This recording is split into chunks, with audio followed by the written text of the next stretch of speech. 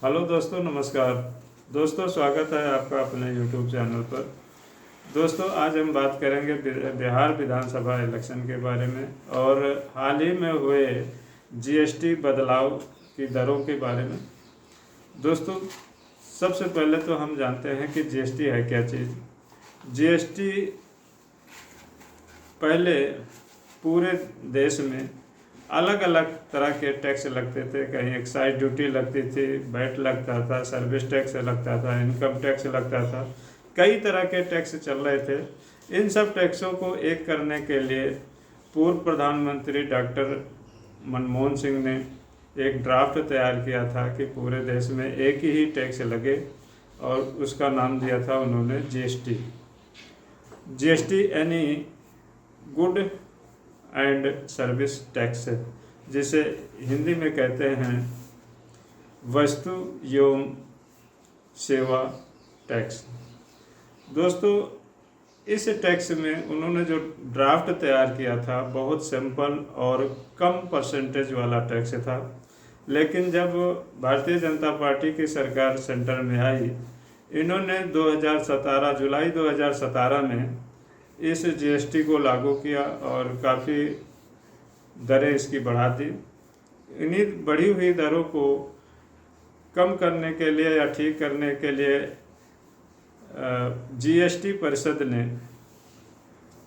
56 बार बैठक की। 56 बार बैठक के बाद उनको महसूस हुआ कि जीएसटी की दरें जो हैं वो कम करनी चाहिए। काफ़ी टैक्स लगा था, 4 स्लैब चल रहे थे।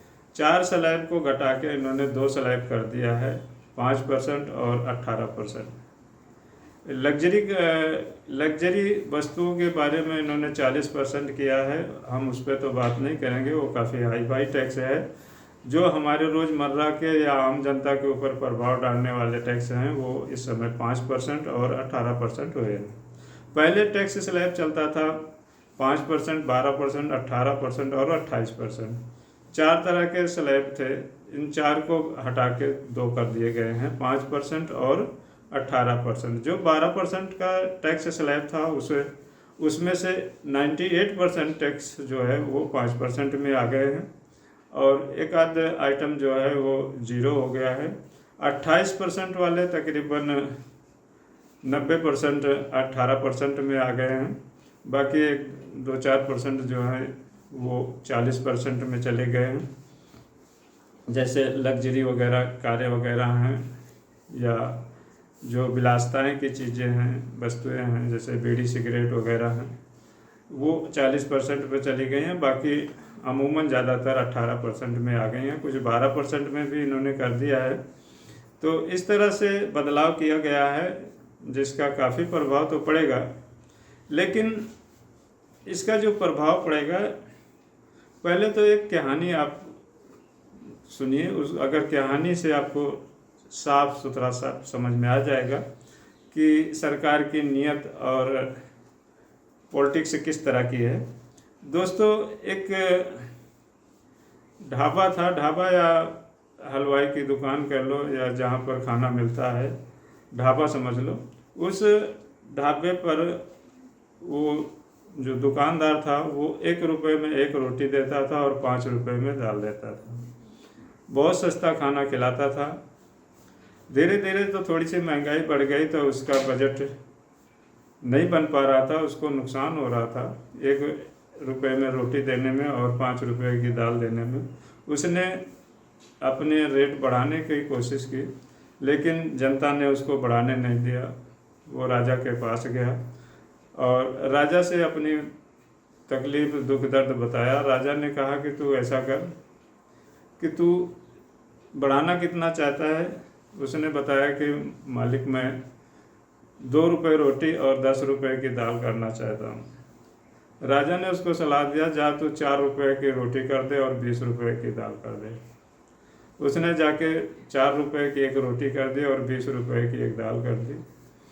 तो वहाँ की जनता बहुत घबरा गई। जो वहाँ के लोग उसके सहारे चलते थे वो राजा के पास गए और उन्होंने कहा कि इस दुकानदार ने रेट बहुत बढ़ा दिया जो हमारी पहुँच के बाहर है। तो राजा ने उनसे सलाह मांगी कि तुम क्या चाहते हो। कह रहे थे कुछ कम कराओ। तो राजा ने उसको बुला के उससे कहा कि तू 2 रुपए की रोटी कर दे और 10 रुपए की दाल कर दे, 5 रुपए की दाल के बजाय 10 रुपए कर दे। तो वो मान गया, राजा ने बहुत बढ़िया न्याय किया। उसी तरह से भारतीय जनता पार्टी ने टैक्स स्लैब में इतना बढ़ा दिया था कि दाल, दूध के सारे आइटमों पर, रोज़ खाने पीने की चीज़ों पर, आटा, दाल, छाछ, दूध, दही पर भी इन्होंने टैक्स बढ़ा दिया था। इसी को घटा दिया और इसी को घटाने से अपनी वाहवाही लूट रहे हैं। दोस्तों, इसका प्रभाव जो है जनता पर ज़रूर पड़ेगा, लेकिन ये बढ़ाया क्यों गया था? दाल पर, रोटी पर और घी पर, इन पर जो रोज़मर्रा जो किसानों की चीज़ें हैं, इस पर टैक्स अनायास बढ़ा दिया था। जो नहीं बनता था उस पर भी बढ़ा दिया और बढ़ाने के बाद उसी को घटा